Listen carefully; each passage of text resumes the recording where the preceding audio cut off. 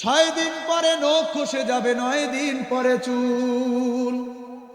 6 দিন পরে নখ খসে যাবে, 9 দিন পরে চুল। কবর গৃহের সামান নিতে কইরো না কেউ ভুল। কবর জায়গা ভালো নয়, কবর জায়গা ভালো নয়। আমল দিয়ে কবর গৃহ সাজিয়ে নিতে হয়। কবর জায়গা ভালো নয়, কবর জায়গা ভালো নয়। আমল দিয়ে কবর গৃহ সাজিয়ে নিতে হয়। 17 দিনে পেট ফেটে সে পোকার খাদ্য হবে। 17 দিনে পেট ফেটে সে পোকার খাদ্য হবে। 90 দিনে গোশ থাকবে না, কঙ্কাল পড়ে রবে। কথা ঠিক কিনা? 90 দিনে গোশ থাকবে না, কঙ্কাল পড়ে রবে। দুনিয়ার জমিন আপন কারো নয়, দুনিয়ার জমিন থেকে চলে যেতে হয়। কবর জায়গা ভালো নয়, জায়গা ভালো নয়। আমল দিয়ে কবর গৃহ সাজিয়ে নিতে হয়। সূরা আল্লাহ যাবে আল্লাহ পাক রব্বুল আলামিন নবীজির ব্যাপারে ডাকিয়া ডাকিয়া দুনিয়ার জমিনের মানুষগুলাকে বলেন, قال الله تبارك وتعالى, আল্লাহ পাক রব্বুল আলামিন বলেন, لقد كان لكم في رسول الله, রে জমিনের মানুষেরা শোনো, আমি তোমাদের জন্য তোমাদের হাবিবের মধ্যে, তোমাদের নবীর মধ্যে উত্তম আদর্শ আমি আল্লাহ পাক রব্বুল আলামিন রেখে দিয়েছি। জোরে বলেন না সুবহানাল্লাহ। আপনার আমার নবী কেমন উত্তম আদর্শে গঠিত ছিলেন, কেমন দামি উত্তম আদর্শ আল্লাহর হাবিবের ছিল। আল্লাহ পাক রব্বুল আলামিন নবীজির কথা কোরআনের মধ্যে সূরা আলে ইমরানে আল্লাহ তাআলা ইরশাদ করেছেন। আল্লাহ পাক রব্বুল আলামিন বলেন, ফাবিমা রাহমাতিম মিনাল্লাহ, আল্লাহ পাক রব্বুল আলামিন বলেন, নবী আমার, আপনার জিন্দেগীর মধ্যে আমি আল্লাহ পাক রব্বুল আলামিন এমন রহমত দিয়েছি, আমি আল্লাহ আপন কুদরতি হাতে আপনাকে এমন ভাবে গড়েছি, আপনি আমার অপার রহমত পাওয়ার কারণে গোটা জমিনের মানুষগুলোর প্রতি আপনি নবী এতটা রহমদিলি হয়েছেন, এতটা আপনার নরম দিল গোটা জমিনের মানুষের প্রতি।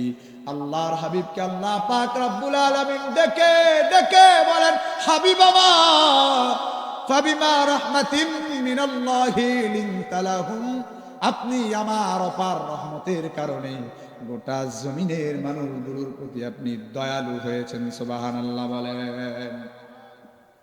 আল্লাহর হাবিবকে মক্কার জমিনের কাফিররা দুনিয়ার জমিন থেকে বিদায় করতে চায়। নবীর গলায় গামছা পেঁচা ধরে নবী আমার কাবা চত্বরে নামাজের জন্য দাঁড়ায় গেছেন। নবীর গলার মধ্যে গামছা দিয়া প্যাচ দিয়েছে উকবা ইবনে আবি মুআইত। নবীজি আমার মক্কার কাফেরদের বিরুদ্ধে আল্লাহ পাক রব্বুল আলামিনের কাছে ধ্বংসের দোয়া করেন নাই। আল্লাহর হাবিবকে এতটা নির্যাতন করেছে রে, নবী আমার কাবা চত্বরে নামাজের জন্য দাঁড়া গেছেন। আবু জেহেলের আদেশে নবীর উপরে উটের জবাই করা, উটের নারী ভিড়গুলি আইনা আল্লাহর নবীর উপরে ফেলে দেওয়া হয়েছে। আল্লাহর হাবিব এরপরও মক্কার জমিনের মানুষগুলোর জন্য হালাকের ধ্বংসের দোয়া করেন নাই। বলুন না সুবহানাল্লাহ। আপনার আমার নবী এতটা দামি নবী, দান নবী, মান নবী আল্লাহ পাক রব্বুল আলামিন বানাইছেন। আল্লাহর হাবিব সাল্লাল্লাহু আলাইহি ওয়াসাল্লাম নবীজিকে আল্লাহ পাক রব্বুল আলামিন কতটা দান নবী, মান নবী বানিয়েছেন। সেই মুসলিম শরীফের বর্ণনা 1839 নম্বর হাদিসের বর্ণনা এসেছে। হযরতে আব্দুল্লাহ ইবনে আব্বাস রাদিয়াল্লাহু তাআলা আনহুমা তিনি বর্ণনা করেন, ইবনে আব্বাস রাদিয়াল্লাহু তাআলা আনহুমা قال ইবনে আব্বাস রাদিয়াল্লাহু তাআলা আনহুমা বর্ণনা করেন আন্না জিমাদান কাদিমা মক্কা, জিমাদ নামে এক ব্যক্তি মক্কায় আসলো, মক্কার জমিনে প্রবেশ করে নিল। জিমাদ নামের এই ব্যক্তিটা মক্কার জমিনের মানুষদেরকে ঝাড়ফুঁক করত। এখন মসজিদের ইমাম সাহেব যেমন সূরা ফাতিহা পড়ে ফু দেন বাচ্চাদের, দেন কি দেন না? দেন না? এইরকম জিমাদ মক্কার জমিনের মানুষগুলোকে ঝাড়ফুঁক করত। জিমাদ যখন মক্কায় আসলো, হযরত আব্দুল্লাহ ইবনে আব্বাস রাদিয়াল্লাহু তাআলা আনহুমা বলেন ওয়া কানা মিন আজদি শানুআ, এই জিমাদ নামক ব্যক্তিটা আজদি শানুআ গোত্রের অন্তর্ভুক্ত ছিল। এই গোত্রের একজন মানুষ ছিল। মক্কার জমিনে এই জিমাদ প্রবেশ করবার পরে, মক্কার জমিনে আসবার পরে মক্কার কিছু নির্বুধ মানুষেরা ওয়া কানা জিমাদান, আল্লাহর নবী যখন মক্কায় অবস্থান করেন, আল্লাহর নবীর ব্যাপারে কুচ্ছা রচনা করবার জন্য জিমাদের কাছে মক্কার কিছু নির্বুধ লোকেরা চলে যায়। ফাসামিয়া সুফাহা মক্কা ইয়াকুলুন, মক্কার জমিনের কিছু নির্বুধ মানুষদেরকে আল্লাহর নবীর নিন্দা গাইতে শুনে এই জিমাদ নামক ব্যক্তিটা আল্লাহর নবীর পরনিন্দা গাইছে। কিছু মক্কার নির্বুধ মানুষেরা আল্লাহর হাবিবের মন্দ বাক্য ওরা ওদের জবানে গায়। জিমাদ নামক ব্যক্তিটা ওদের জবান থেকে এই কথাগুলো শুনে মক্কার জমিনের মানুষেরা জিমাদের সামনে আসিয়া জিমাদকে ডাকিয়া ডাকিয়া বলে ইন্না মুহাম্মাদান মাজনুন, আরে জিমাদ তুমি কি জানো আমাদের মক্কায় একজন এমন পাগলের আবির্ভাব হয়েছে, নাম তার মুহাম্মদ। জোরে বলেন না নাউজুবিল্লাহ। আপনার আমার নবীর জিমাদের সামনে আসিয়া মক্কার কিছু কাফেরেরা আল্লাহর হাবিবের নামে কুচ্ছা রটায়, আল্লাহর হাবিবকে পাগল বইলা গালি দেয়। জিমাদ যেই না মক্কায় প্রবেশ করছে, সুফাহায়ে মক্কা কিছু মক্কার নির্বুধ কাফেরেরা, নির্দয় কাফেরেরা আল্লাহর নবীর নামে এমন কুচ্ছা রচনা শুরু করছে। জিমাদের সামনে আসিয়া বলে রে জিমাদ তুমি কি জানো আব্দুল্লাহর বেটা মুহাম্মদ ওর মাথা পাগল হয়ে গেছে, ও কেমন পাগলের মতো কথাবার্তা বলে, বলেন নাউজুবিল্লাহ। আল্লাহর নবী বিশ্ব নবী সরদারে কুল কায়নাত রাহমাতুল লিল আলামিন, রাহমাতুল লিল আলামিনের ব্যাপারে যখন মক্কার কাফেরেরা জিমাদের কাছে এই কথাটা নিয়ে যায়, জিমাদ এবার বলে আল্লাহ পাক রব্বুল আলামিন আমার হাতে বহু মানুষকে শিফা দিয়েছেন। ইন্নী কদ আরকি, আমি মানুষদেরকে শিফা দেই, ঝাড়ফুঁক করি। আল্লাহ পাক রব্বুল আলামিন আমার হাতেও বহু মানুষকে শিফা দান করেছেন। জিমাদ বলে মক্কার মানুষেরা শোনো, আমি বহু মানুষকে ঝাড়ফুঁক করেছি রে, এবার মক্কার জমিনে আমি চলে আসছি, মক্কার জমিনের মানুষদেরকেও আমি ঝাড়ফুঁক করব। আমার হাতে আল্লাহ পাক রব্বুল আলামিন ইন্নাল্লাহ ক্বাদ শাফা আলা ইয়াদাইয়া, আমার হাতে বহু মানুষকে আল্লাহ তাআলা শিফা দিয়েছেন রে, চিন্তা করিও না। মক্কার জমিনের তোমাদের যে মুহাম্মদ পাগলের মতো আচরণ করে, তোমার ব্যাপারে শুনলাম তোমার মাথা নাকি একটু পাগলের দিকে চলে গেছে, তোমাকে কি আমি ঝাড়ফুঁক করব? তোমার কি ঝাড়ফুঁকের প্রয়োজন আছে? আল্লাহর হাবিব জিমাদকে কোনো কটু কথা বলেন নাই, জিমাদকে রাগে তো নয়ন নিয়ে জিমাদের দিকে তাকান নাই। আপনার আমার সামনে যদি দুনিয়ার কোন মানুষ, দুনিয়ার জমিনের কোন মানুষ যদি আপনার আমার সামনে আইসা আমাকে যদি পাগল বলতো, আপনাকে যদি পাগল বলতো, বেড়ারে গিয়ে আপনি এমনি ছাইরা দিতাম। কথা কন, এই কথা কন। আপনার সামনে কেউ আইসা যদি আপনারে পাগল কয়, আপনি কি এমনি এমনি ছাইরা দিবেন? মক্কার জমিনের কাফিররা নবীজিকে পাগল বলে, আল্লাহ নবীর সামনে আসিয়া জিমাদ এবার বলে হে মুহাম্মদ তুমি নাকি পাগল হয়ে গেছো, তোমাকে আমার ঝাড়ফুঁক করতে বড় মনে চায়। নবী আমার জিমাদকে একটা কটু কথা বলেন না, জিমাদের দিকে আগত নয়ন নিয়াও তাকান না, জিমাদের দিকে আল্লাহ নবী উচ্চ স্বরে কোনো কথার মান ছুড়ে দেন না। আল্লাহর হাবিব সরদারে কুল কায়নাত জিমাতকে এবার ডেকে ডেকে কথা বললেন তো বললেন। আল্লাহর হাবিব সাল্লাল্লাহু আলাইহি ওয়াসাল্লাম জবান খুললেন তো খুললেন। আল্লাহ পাক রব্বুল আলামিনের প্রশংসা বাক্য গেয়ে আল্লাহর প্রশংসা করে নবীজির জবান মুবারক খুললেন। বলুন সুবহানাল্লাহ। নবী আমার জিমাদের গালি দেয় নাই, দেয় নাই। নবী আমার জিমাদের সামনে মুখটা খুললেন তো খুললেন। আল্লাহ নবী আল্লাহ পাক রব্বুল আলামিনের প্রশংসা বাক্য দিয়া কথা বলতে লাগলেন। নবী আমার জিমাদের সামনে জবান খুলে বলতে লাগলেন, ইন্নাল হামদালিল্লাহ নাহমাদুহু ওয়া নাস্তাঈনুহু। এই যে ওয়াইজিনগণ মিম্বারে বসবার পরে, মসজিদে বসবার পরে, এই ওয়াজির চেয়ারে বসবার পরে আপনাদের সামনে যে খুতবাটা পাঠ করেছেন, ইন্নাল হামদালিল্লাহ, এভাবে করে করে যে বক্তাগণ ওয়াইজিনগণ আপনাদেরকে আল্লাহর প্রশংসা বাক্য পড়ে শোনান, এটাও কিন্তু আমার নবীর পাক জবানে শেখানো কালিমা। জোরে পড়া যাবে নি সুবহানাল্লাহ। সম্মানিত হাজিরিন, নবী আমার সরদারে কুল কায়নাত জিমাদের সামনে জবানটা খুললেন তো খুললেন আল্লাহ পাক রব্বুল আলামিনের প্রশংসা দিয়া। আল্লাহর হাবিব এবার বলেন, ইন্নাল হামদালিল্লাহ নাহমাদুহু ওয়া নাস্তাঈনুহু। সমস্ত প্রশংসা আল্লাহ পাক রব্বুল আলামিনের জন্য। আল্লাহর প্রশংসা করছি, আল্লাহ পাক রব্বুল আলামিনের কাছে সাহায্য প্রার্থনা করছি।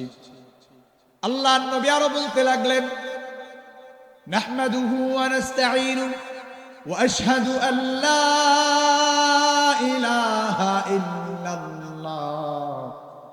আমার মালিক ছাড়া গোটা জমিনে আল্লাহ ছাড়া আর কোনো ইলাহ নাই।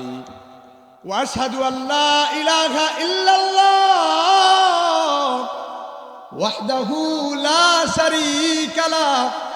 আমার আল্লাহ পাক রব্বুল আলামিন ব্যতীত আর কোনো ইলাহ নাই। তিনি এক অদ্বিতীয়, তার কোনো সমকক্ষ নাই, তার কোনো শরীক দুনিয়ার জমিনে নাই। নবী আমার আরো বলতে লাগলেন, ওয়া আশহাদু আন্না মুহাম্মাদান আবদুহু ওয়া রাসূলুহু। নবী আমার বললেন, আমি আরো সাক্ষ্য দিলাম, আমি নবী মুহাম্মদ গোটা জমিনের জন্য আল্লাহ পাক রব্বুল আলামিনের পক্ষ থেকে প্রেরিত রাসূল। আমি আল্লাহর বান্দা, আমি আল্লাহ পাক রব্বুল আলামিনের পক্ষ থেকে প্রেরিত শেষ রাসূল। আব্দুহু ওয়া রাসূলু কি তর্জমা করবেন? এখনকার সময়ের জন্য দাবি এসেছে তর্জমা করা। শুধু আল্লাহর বান্দার তার রাসূল এই তর্জমা করা যাবে না, যাবে না। আব্দুহু ওয়া রাসূলুহু তর্জমা করতে হবে, আমি আল্লাহর বান্দা এবং আল্লাহ পাক রব্বুল আলামিনের শেষ রাসূল। জোরে বলেন কি রাসূল? কথা বলেন কি রাসূল?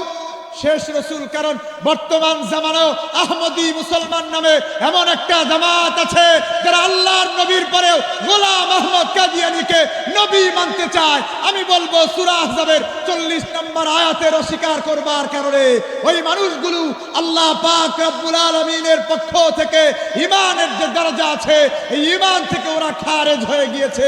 ওদেরকে আর মুসলমান বলা যায় না। আমরা স্লোগান তুলতে চাই, আমাদের সংসদ থেকেও এই আইন আমরা চাই। আল্লাহর নবীর ইজ্জতের উপরে যারা আঘাত করে, নবীজির পরেও দুনিয়ার জমিনে যারা অন্য কোনো মানুষকে, দুনিয়ার কোনো সাধারণ মানুষকে নবী মানতে চায়, আমরা বলতে চাই ওরা কাফের, ওরা কাফের। রাষ্ট্রীয়ভাবে আইন করতে হবে, ওদেরকে কাফের ঘোষণা করতে হবে। চিল্লায় বলেন কথা ঠিক কিনা? এই মিয়া জোরে আওয়াজ দিয়ে কোন কথা ঠিক কিনা? এটা আপনার ঈমান। আপনার নবীর পরে কোনো নবী নাই দুনিয়ার জমিনে। আল্লাহ পাক রব্বুল আলামিন নবী মুহাম্মদকে শেষ নবী বানিয়েছেন, তারপরে আর কোনো নবী আসবেন না। এখনকার সময়ে আহমদী জামাত মুসলমান নামধারী, এরা মুসলমান দাবি করে নিজেদেরকে, আহমদিয়া মসজিদ বানায়। এরা এই তর্জমা করে ওই যে খাতামুন নবিয়্যিন আবদুহু ওয়া রাসূলুহু, এখানে ব্যাখ্যা আছে। আল্লাহর নবী এটুকু তর্জমা ঠিক করবে, আল্লাহ ছাড়া কোনো ইলাহ নাই, মুহাম্মদ আল্লাহর রাসূল। এই কথা বলবার পরে এইটুকু তর্জমা ঠিকঠাক করে, কিন্তু এরপরে বলে এখানে ব্যাখ্যা আছে। গোলাম মাহমুদ কাদিয়ানী বলে আল্লাহর পক্ষ থেকে এই শেষ জামানার আরো একজন নবী, জোরে কন্যা নাউজুবিল্লাহ। সম্মানিত হাজিরিন, আল্লাহ পাক রব্বুল আলামিন সূরা আল আহজাবে 40 নম্বর আয়াতে ইরশাদ করেছেন। আল্লাহ পাক রব্বুল আলামিন বলেন, মা কানা মুহাম্মাদুন আবা আহাদিম মির রিজালিকুম ওয়ালাকির রাসূলুল্লাহ ওয়া খাতামান নবীন।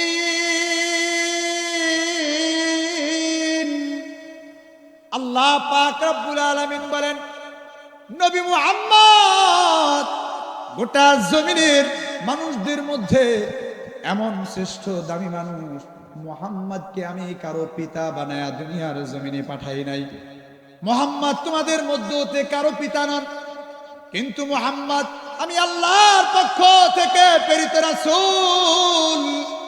নবী আমার বলেন, আল্লাহর হাবিব বলেন, আমি হলাম গোটা আম্বিয়া আলাইহিমুস সালামদের মধ্যে এমন একটা ঈদ, একটা প্রাসাদ বানানো হয়েছে। নবী উদাহরণ দিয়া বলেন, আন্না রাজুলান বানা বুনিয়ানান, কোন একটা মানুষ একটা প্রাসাদ বানিয়েছে, সুন্দর চাকচিক্য করে প্রাসাদটা বানিয়েছে, কিন্তু এই প্রাসাদের একটা ইট দরজার সামনে লাগায় নাই, এই ইটটা খালি রেখে দিয়েছে।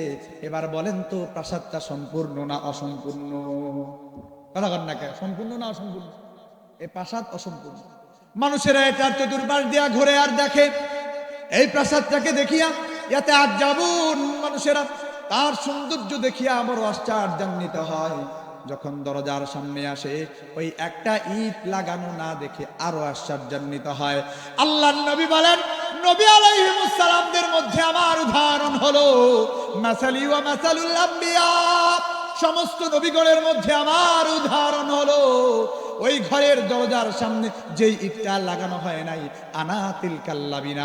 নবী আমার বলেন, আমি হলাম সেই ইট, আমার মাধ্যমে আল্লাহ পাক রব্বুল আলামিন নবুয়াতের দরজা বন্ধ করে দিয়েছেন। জোরে বলেন না সুবহানাল্লাহ। আমার মাধ্যমে আল্লাহ পাক রব্বুল আলামিন নবুয়াতের দরজা বন্ধ করে দিয়েছেন। আমার পরে আর কোন নবী আসবে না। বর্তমান সময়ে এই জামানায়ও বড় আফসোসের সঙ্গে বলতে হয়, গত কিছুদিন আগেই পঞ্চগড়ে যেমন টুঙ্গির তোরাগ নদীর তীরে যেমন বড় ইজতেমা হয়, এইরকম আহমদী এই জামাত গোলাম মাহমুদ কাদিয়ানীর অনুসারী নামধারী এই মুসলমানেরা যারা নিজেদেরকে মুসলমান দাবি করে, নবীজিকে শেষ নবী না মানবার কারণে ঈমান থেকে খারেজ, এই কাফেরের বাচ্চা কাফের গুলা পঞ্চগড়ের মতো জায়গায় বসে বসে ইজতেমা করে। জোরে কন্যা নাউযুবিল্লাহ। এই 24-এর বাংলায় আমরা বলতে চাই, এদেরকে আর ছাড় দেওয়া হবে না। তোমরা তোমাদেরকে হিন্দু যেমন তারা মন্দিরে তাদের উপাসনা করে, খ্রিস্টানরা যেমন তাদের গির্জায় উপাসনা করে, আহমদী জামাত তোমরা শেষ নবী নবী মুহাম্মদকে সর্বশেষ নবী না মানবার কারণে তোমরা ঈমান থেকে খারেজ। এটাই কোরআনের ঘোষণা। আল্লাহর কোরআনের মধ্যে আল্লাহ তাআলা যেমন বলেছেন, আমার নবী হলো নবী মুহাম্মদ হলো শেষ নবী। রাসূলুল্লাহ বলেছেন, আনা খাতামুন নবিয়্যিন লা নাবিয়্যা বাদি, আমি হলাম শেষ নবী, আমার পরে আর কোন নবী আসবে না। রে দুনিয়ার মানুষ শুনে নাও, জেনে নাও, আমার পরে আর কোন নবী আসবে না। যদি দুনিয়ার জমিনের কোন মানুষকে দেখো আমার পরে নবুয়তি দাবি করে, কাট্টা কাফের মনে করবা ওকে। দুনিয়ার জমিনে মানুষের ঈমান হরণ করবার জন্য মানব রূপে দাজ্জাল আবির্ভূত হয়েছে। সম্মানিত হাজিরিন, আমরা বলতে চাই আমাদের দাবি এতটুকুই, সংসদ থেকে আইন পাস করা হবে, আমার নবীর শেষ নবী হওয়া এটা আমার ঈমান, আমার নবীর ইজ্জত, আমার নবী নবুয়াতি শেষ নবুয়াতি এই বিশ্বাস, এটা আমার ঈমান। আমার ঈমানের উপরে আঘাত করে বাংলার জমিনে আর এই আহমদী জামাতকে কোনো ইজতেমা করতে দেয়া হবে না। জোরে বলেন না মুসলমানের আওয়াজে কথা বলেন, ঠিক কিনা? এই আওয়াজ আপনাকে তুলতে হবে, কারণ আপনার নবীর নবুয়াতি হচ্ছে শেষ নবী, তিনি শেষ নবুয়াতি। এরপরেও যারা নবুয়াতি দাবি করে, যারা নবী হতে চায়, আল্লাহ পাক রব্বুল আলামিন বলেন, ওরা আমার বান্দা তো ঠিক আছে, কিন্তু ওরা মুসলমান নয়, ওরা মুসলমান নয়, ওরা কাফের, ওরা কাফের। চিল্লা বলেন ওরা কি? সম্মানিত হাজিরিন, এটা আপনার ঈমান। বলবেন যে হুজুর এই আওয়াজটুকু একটু এইটুকু কথাগুলো এত জোরে কেন বলতেছেন? জোরে বলতে হবে, এটা আমার ঈমান। আমার নবীর নবুয়াতি শেষ নবুয়াতি। আমার নবীর পরে আর কোন নবী নাই। নবী আমার বলেন আনা খাতামুন নবিয়্যিন লা নাবিয়্যা বাদি, আমি হলাম শেষ নবী, আমার পরে আর কোন নবী নাই। নবী আমার বলেন যদি আমার পরে কোন নবী আসতো, লাউ কানা বাদি নাবিয়্যান লাকানা ওমর, আমার পরে কাউরে যদি আল্লাহ নবী বানায়া পাঠাইতেন, আল্লাহ পাক রব্বুল আলামিন ওমর রে নবী বানায়া পাঠাইতেন। আল্লাহর নবী বলেন ওয়া আশহাদু আন্না মুহাম্মাদান আবদুহু ওয়া রাসূলুহু।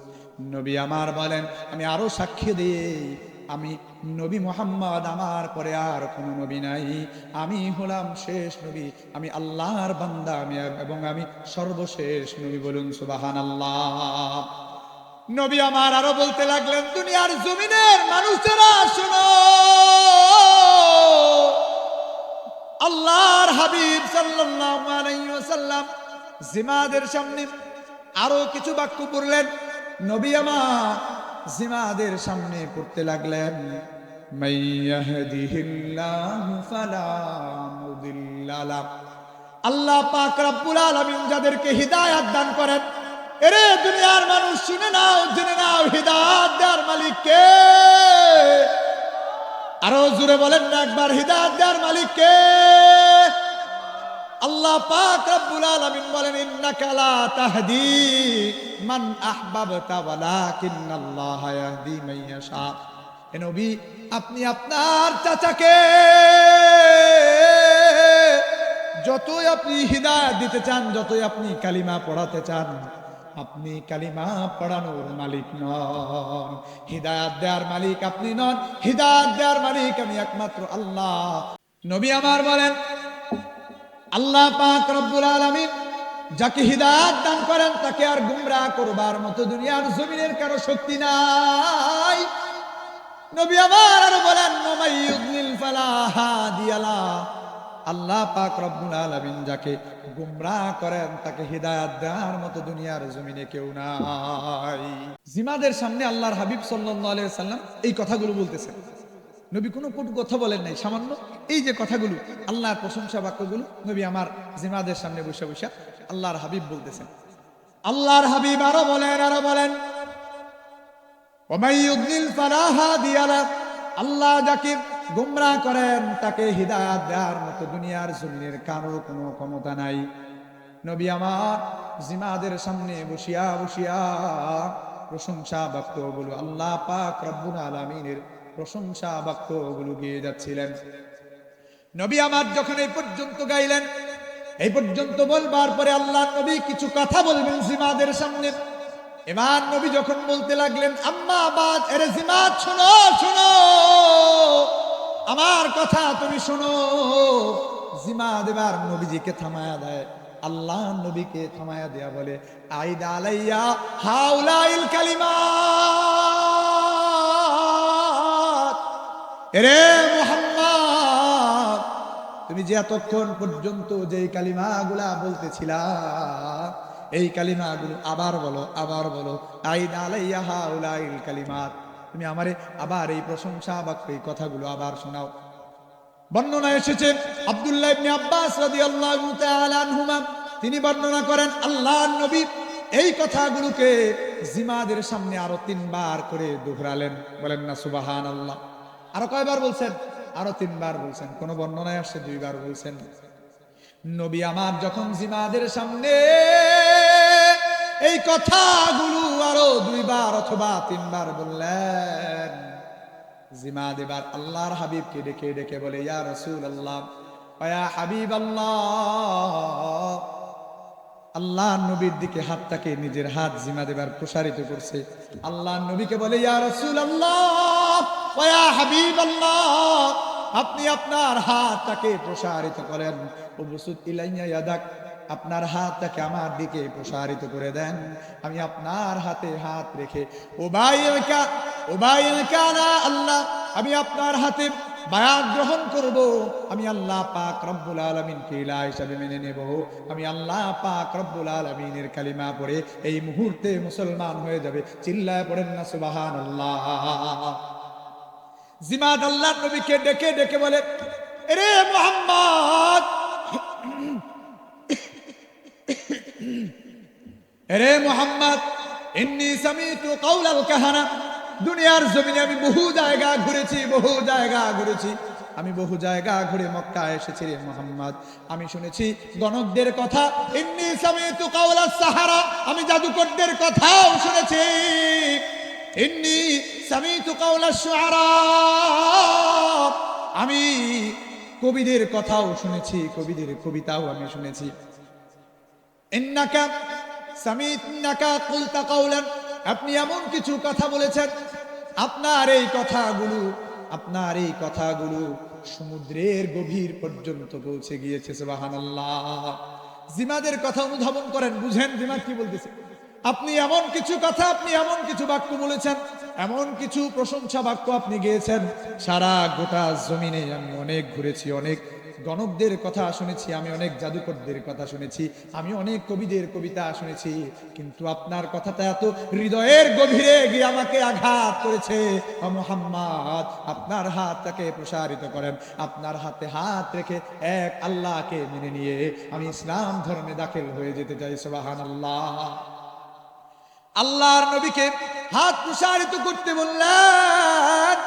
আল্লাহর হাবিব সাল্লাল্লাহু আলাইহি ওয়াসাল্লাম এবার হাতটাকে প্রসারিত করলেন। জিমাদ নামক ব্যক্তিটা এবার আল্লাহর নবীর হাত রেখে কালিমা পড়ে নেয়, আশহাদু আল্লাহ ইলাহা ইল্লাল্লাহ ওয়া আশহাদু আন্না মুহাম্মাদান আবদুহু ওয়া রাসূলুহু।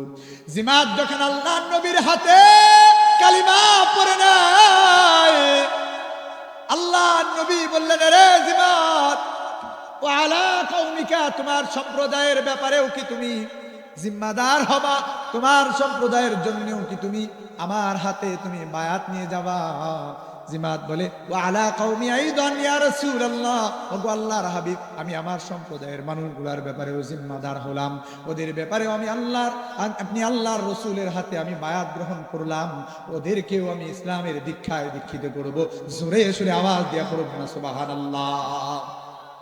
নবী আমার জিমাদের এই এলাকার পাশ দিয়ে একবার একটা যুদ্ধের বাহিনী পরিচালনা করেছিলেন, কোন একটা বাহিনী পাঠিয়েছিলেন।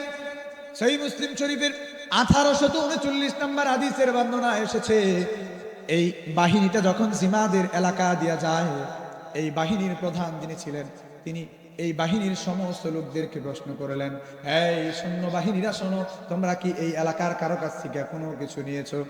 একজন দাঁড়িয়ে বলেন, ওগো আমাদের সেনাপতি, আমি এই গোত্রের থেকে একটা পানির পাত্র নিয়েছি। এবার সেনাপতি আদেশ করলেন, এটা তাকেই ফিরিয়ে দাও, কেননা এটা জিমাদের এলাকা। আল্লাহর নবীর হাতে যেই জিমাদ আল্লাহর নবীকে পাগল ভাবিয়া নবীকে ঝাড়ফুঁক করবার জন্য নবীজির দুয়ারে গিয়েছিল, সেই নবীজি আল্লাহর পক্ষ হতে কিছু প্রশংসা বাক্য জিমাদকে শুনিয়ে দেয়। জিমাদ এবার আল্লাহ পাক রব্বুল আলামিনের পক্ষ থেকে, আল্লাহ পাক রব্বুল আলামিনের কাছ থেকে সরাসরি হিদায়াতের নূর পাওয়া যায়। নবী মুহাম্মাদের হাতে হাত রাখিয়া মুসলমান হয়ে যায়। সুবহানাল্লাহ। এটাই হলো জিমাদের এলাকা। এই এলাকা থেকে কিছুই নেওয়া যাবে না। নবীজির হাতে জিমাদ তার সম্প্রদায়ের ব্যাপারে বায়াত নিয়েছেন, নবীজির হাতে জিমাদ তার সম্প্রদায়ের লোকদের ব্যাপারেও সে বায়াত হয়ে এসেছে। এই ছিল জিমাদের এই ছোট্ট সংক্ষিপ্ত হাদিসের ঘটনা। এই ঘটনার থেকে দেখেন, নবী আমার ওনার জিন্দেগীর যত উত্তম আদর্শগুলো আছে, নবীজির প্রত্যেকটা ঘটনা খুলেন আর দেখেন আল্লাহ নবী কেমন উত্তম আদর্শে আদর্শিত ছিলেন। আপনার আমার সামনে যদি কোনো মানুষ আসিয়া আপনারে আমারে যদি পাগল বলিয়া গালি দেয়, আপনি আর আমি ওই ব্যাটারে ডবল গালি দেব। কথা বলেন ঠিক কিনা? নবী আমার কোনো কটু কথা বলেন নাই, নবী আমার শুধুমাত্র কালিমার দাওয়াত দিয়েছেন, আল্লাহর প্রশংসা বাক্যগুলো করেছেন। জিমাদ আল্লাহর নবীর হাতে বায়াত গ্রহণ করে মুসলমান হয়ে গিয়েছে। সুবহানাল্লাহ। আল্লাহর নবীর আরো একটি আদাতে শরীফা ছিল, নবী আমার অসুস্থ ব্যক্তি থাকলে তাদেরকে দেখতে যেতেন। ইয়াদাতুল মারিদ, অসুস্থ ব্যক্তির সেবা শুশ্রূষায় দেওয়া, এটা নবীজি আলাইহিস সালামের বড় একটা সুন্নাহ। নবীজিকে খিদমত করতে এমন একটা ইহুদি গোলাম আল্লাহ নবীর দরবারে কয়েকদিন হয় আসে না। ইহুদি গোলামটা অসুস্থ হয়ে বাড়িতে পড়া, নবী আমার সংবাদ পাইয়া ইহুদি গোলামটাকে দেখতে যায়। আল্লাহ নবী এবার ওই গোলামটার শিওরে বসিয়া নবী আমার ইহুদি গোলামটাকে ডেকে ডেকে বলে, আরে আমার গোলাম আসলিম, তুমি এই মুহূর্তে ইসলাম গ্রহণ করে মুসলমান হয়ে যাও। জুরে বলেন না সুবহানাল্লাহ। তুমি এই মুহূর্তে ইসলাম গ্রহণ করে মুসলমান হয়ে যাও। এবার যুবকটা তার বাবার দিকে তাকায়, তারও বাবা ইহুদির দিকে তাকায়, তার বাবার দিকে তাকিয়ে রয়। যুবকটা যখন তার বাবার দিকে তাকায়, আল্লাহ নবীর এমন উত্তম আদর্শ দেখিয়া তার বাবাও এবার ওই যুবকটাকে বলে, আতি আবাল কাসেম, আরে আমার সন্তান, তুমি নবী মুহাম্মাদের অনুকরণ করে নাও। নবী মুহাম্মদ যা বলে শুনে নাও। আবাল কাসেমের হাতে তুমি মুসলমান হয়ে যাও। নবীর হাতে তাৎক্ষণিক ওই ইহুদি গোলামটা মুসলমান হয়ে যায়। নবী আমার যখন ঘরের দুয়ার থেকে বেরিয়ে এলেন, আল্লাহর নবী এবার দুনিয়ার জমিনের মানুষগুলোকে ডেকে ডেকে বললেন, আল্লাহর কসম করে বলি রে, আমার এই গোলামটা দুনিয়ার জমিনে আজকে আল্লাহর দরবারে বহু দামি হইয়া, দুনিয়ার জমিন থেকে সফল কাম হইয়া, জাহান্নাম থেকে মুক্তি পাইয়া জান্নাতের মেহমান হয়ে গেল রে। চিল্লা পড়েন সুবহানাল্লাহ। নবী আমার কেমন উত্তম আদর্শে আদর্শিত ছিলেন। আল্লাহর নবী একবার বাজার দিয়ে হেঁটে যান। হাদিসের কিতাবের মধ্যে আসছে, হযরতে আনাস ইবনে মালিক রাদিয়াল্লাহু তাআলা বর্ণনা করেন, জা আরাবিয়ুন, এক বেদুইন ব্যক্তি এসেছে নবীজির পিছন থেকে। আল্লাহর নবীর পিছনে আসিয়া নবীজির গায়ে ছিল নাজরানি চাদর। নাজরান এলাকা থেকে আনা নবীজির গলায় ছিল একটা চাদর। চাদরের যেই কোনাটা মুড়িটা মোটা অংশ থাকে সেটা নবীজির এই গর্দানের উপর দিয়ে দেয়া, গায়ে মুড়ি দিয়ে রয়েছেন নবী আমার তার গা মুবারকের উপরে নাজরান থেকে আনা সেই চাদরটাকে মুড়ি দিয়ে রয়েছেন।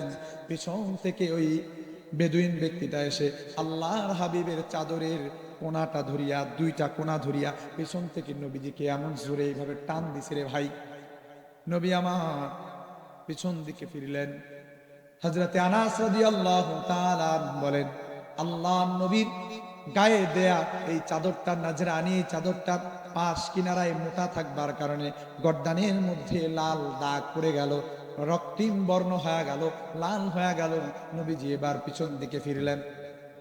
বেদুইন ব্যক্তিটা এবার নবীজিকে কোনো আফওয়ান, সরি, দুঃখিত এমন কোনো শব্দ বলে না।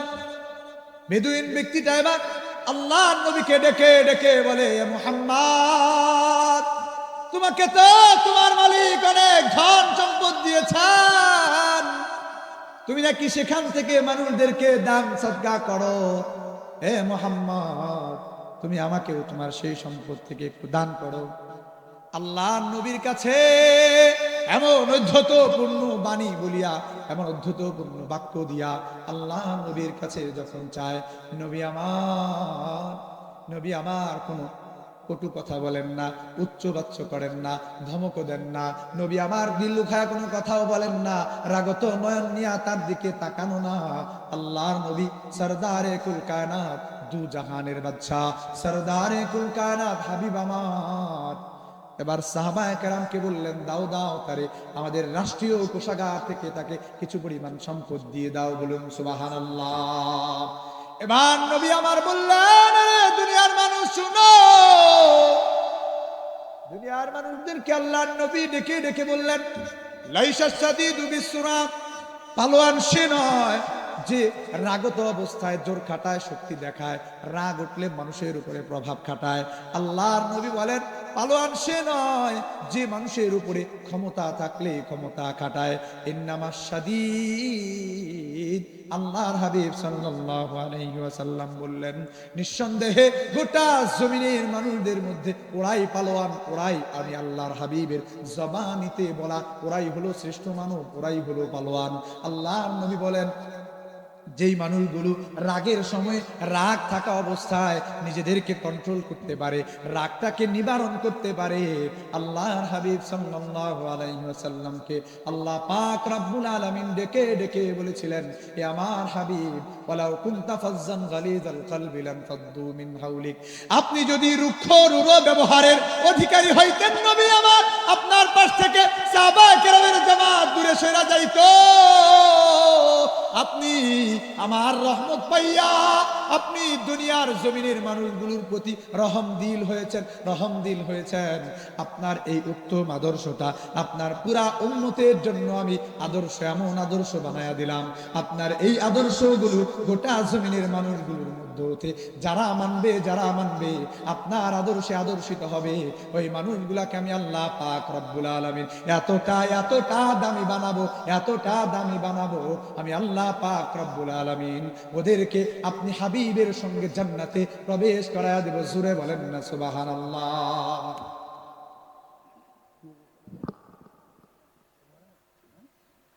সম্মানিত হাজিরিন, আল্লাহর হাবিব সাল্লাল্লাহু আলাইহি ওয়াসাল্লামের পুরা চরিত্রের ব্যাপারে উম্মাহাতুল মুমিনিন আয়েশা রাদিয়াল্লাহু তাআলা আনহাকে জিজ্ঞাসা করা হয়েছিল, আল্লাহর হাবিবের চরিত্র কেমন গো? উম্মাহাতুল মুমিনিন হযরত আয়েশা রাদিয়াল্লাহু তাআলা আনহা বলেন, রে দুনিয়ার জমিনের মানুষেরা শোনো, আল্লাহর হাবিবের পত্নী উম্মাহাতুল মুমিনিন বিবি আয়েশা রাদিয়াল্লাহু তাআলা আনহা বলেন, কানা খুলুকুহু আল কুরআন, তোমাদের নবীর চরিত্র হলো এই কোরআন। জোরে বলেন না আল্লাহু আকবার, আর জোরে বলেন না আল্লাহু আকবার। রে সম্মানিত হাজিরিন, এই কোরআনের আদর্শে আদর্শিত হতে হবে, এই কোরআনকে নিজের জীবনের আইডল বানাতে হবে, কোরআনকে আপনার নেতা বানাতে হবে। আপনি যাদের জন্য স্লোগান দেন, আমার নেতার চরিত্র ফুলের চাইতে পবিত্র, এই নেতাগুলোর পিছনে পিছনে আপনি ঘুরে বেড়ান, আপনার নেতাগুলোকে মাঝে মাঝে দেখা যায় নেতাগুলো বিভিন্ন জিনিস চুরি করে বইয়া আছে, ঠিক না? মাঝে মাঝে দেখা যায়। আমি রাজনীতি আলাপ পারি না, কোরআন বুঝাইতেছি। আমি সূক্ষ্ম কথায় আপনাদেরকে বলি, কাদের অনুসরণ আপনারা করেন? আল্লাহ পাক রব্বুল আলামিন কার অনুসরণ করতে বলছে এটা একটু বুঝেন। আল্লাহর হাবিব সাল্লাল্লাহু আলাইহি ওয়াসাল্লাম বলেন, এই কোরআনের অনুসরণ করবা। নবী আমার বলেন, কোরআনটাকে তোমার নেতা বানাবা। আল্লাহর হাবিব বলেন, মান জাআলাল কুরআনা আমামাহু, যে ব্যক্তি কোরআনকে তার নেতা বানাবে, যে ব্যক্তি কোরআনকে তার সামনে রাখবে, কোরআনকে তার আইডল বানাবে, কোরআনের বিধানগুলো মেনে নেবে, নবী আমার বলেন, যেই ব্যক্তি কোরআনকে অনুসরণ করবে, অনুকরণ করবে, আদাহু ইলাল জান্নাহ, কোরআন তাকে ডানেও নেবে না, বানেও নেবে না, কোরআন তাকে সরাসরি টেনে টেনে আল্লাহর জান্নাত পর্যন্ত পৌঁছে দেবে। চিল্লা বলেন আল্লাহু আকবার। এই কোরআনের অনুসরণ করবার দরকার আছে না নাই? কোরআনের বিধানগুলো মানবার দরকার আছে না নাই? সম্মানিত হাজিরিন, এই কোরআন থেকে আমি আপনাদের সামনে সূরা আলে ইমরানের একটি আয়াত তিলাওয়াত করেছিলাম। সূরা আলে ইমরানে আল্লাহ পাক রব্বুল আলামিন আরো একটা আয়াত বলেছেন 4 নাম্বার পারার প্রথম পৃষ্ঠায়। যেহেতু আজকে মসজিদের উদ্দেশ্যে আপনাদের এই মাহফিল, ঠিক কিনা? এই মসজিদগুলো আবাদ করা আপনাদেরই জিম্মাদারি, আমাদেরই জিম্মাদারি, কথা ঠিক কিনা? এই জন্য আল্লাহ পাক রব্বুল আলামিনের কোরআনের একটা আয়াতের নাজিল হবার পরের সাহাবায়ে কেরামের অবস্থাটা আপনাদেরকে একটু বুঝায়া আজকের আলোচনার ইতিতাম করে বাপ। সম্মানিত হাজিরিন, কোরআনের মধ্যে আল্লাহ পাক রব্বুল আলামিন যখন 4 নাম্বার পারার প্রথম আয়াত আল্লাহ তাআলা নাজিল করে দিলেন, হযরত আনাস রাদিয়াল্লাহু তাআলা আনহু বর্ণনা করেন, যখন আল্লাহ পাক রব্বুল আলামিন নাজিল করলেন, লান তানালুল বিররা হাত্তা তুনফিকু মিম্মা তুহিব্বুন, আল্লাহ পাক রব্বুল আলামিন যখন কোরআনের এই আয়াত নাজিল করলেন, রে দুনিয়ার মানুষ শোনো, যতক্ষণ পর্যন্ত না তোমার কাছে সবচেয়ে দামি জিনিসটা আল্লাহর রাহে কুরবানি করতে পারবা, যতক্ষণ পর্যন্ত না তুমি আল্লাহর রাহে তোমার দামি জিনিসটা কুরবানি করবা, ততক্ষণ পর্যন্ত আল্লাহ বলেন আমি আল্লাহ পাক রব্বুল আলামিনের রেজা, আল্লাহর সন্তুষ্টি, আমি আল্লাহর ভালোবাসা, আমি আল্লাহর নৈকট্য অর্জন করতে পারবা না। দামি জিনিসগুলো আল্লাহর রাহে কুরবানি করতে হবে।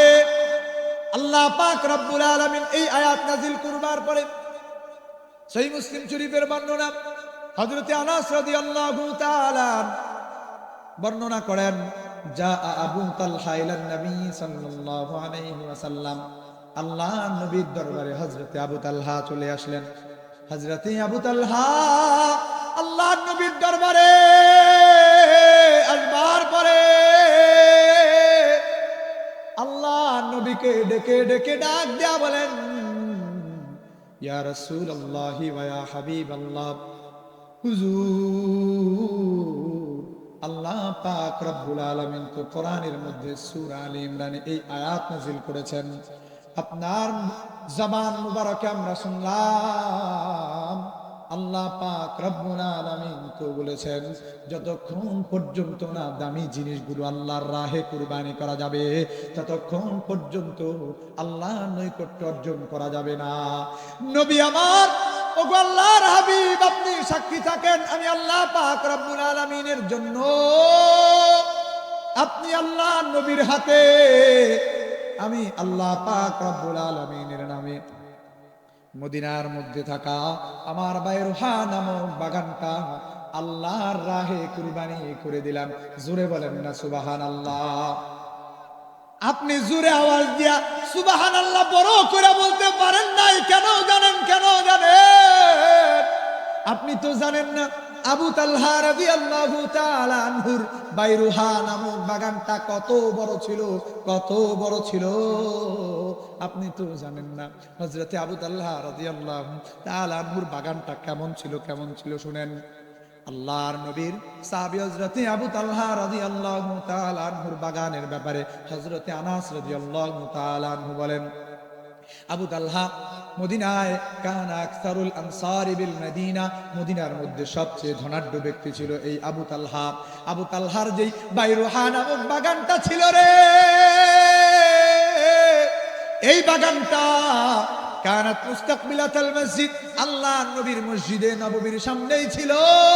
আল্লাহর নবী মাঝে মাঝে এই বাগানে প্রবেশ করতেন, আল্লাহর নবী এই বাগানের সুমিষ্ট পানিও পান করতেন। জোরে কন্যা সুবহানাল্লাহ। হযরতে আনাস বলেন, এই বাইরুহা নামক বাগানটা নিয়ে যখন আল্লাহর দরবারে হযরতে আবু তালহা গেলেন, নবী আমার বললেন, ইজালহা বিল্লাহ কারাবিন, রে আবু তালহা, তোমার এই বাগানটা তোমার নিকট আত্মীয়দের মধ্যে বন্টন করে দাও, তোমার এই বাগানটা তুমি নিকট আত্মীয়দের মধ্যে বন্টন করে দাও। হযরতে আবু তালহা রাদিয়াল্লাহু তাআলা এই বাগানটাকে 100 সাহাবায়ে কেরামের উপরে নিকট আত্মীয় গরীব সাহাবী যারা তাদের মধ্যে বন্টন দিয়েছিলেন। বলেন তো বাইরুহা নামক বাগানটার বন্টন ভাগ হয়েছিল কয়টা? জোরে কোন কয়টা? 100-র উপরে। বলেন কয়টা? 100-র উপরে। হযরতে আবু তালহা রাদিয়াল্লাহু তাআলা এই যে বাগানটা বন্টন করে দিলেন সাহাবায়ে কেরামের মধ্যে, নিকট আত্মীয়দের মধ্যে। দুইজন সাহাবীর নাম আসছে স্পষ্ট করে এই হাদিসের মধ্যে।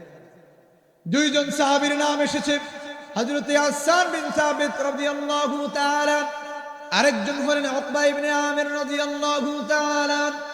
হযরতে হাসান বিন সাবিত রাদিয়াল্লাহু তাআলা আনহুর বংশের ব্যাপারে আল্লামা বদরুদ্দিন আলাইহি রাহিমাহুল্লাহ সহিহ বুখারীর ব্যাখ্যা গ্রন্থ উমদাতুল কারীর মধ্যে এই হাদিসের ব্যাখ্যা এনেছেন। হযরতে আবু তালহা এই যে 100 সাহাবায়ে কেরামের উপরে বাগানটাকে বন্টন দিয়েছিলেন, এই বাগানের একটা ভাগ পেয়েছিলেন হযরতে হাসান বিন সাবিত রাদিয়াল্লাহু তাআলা।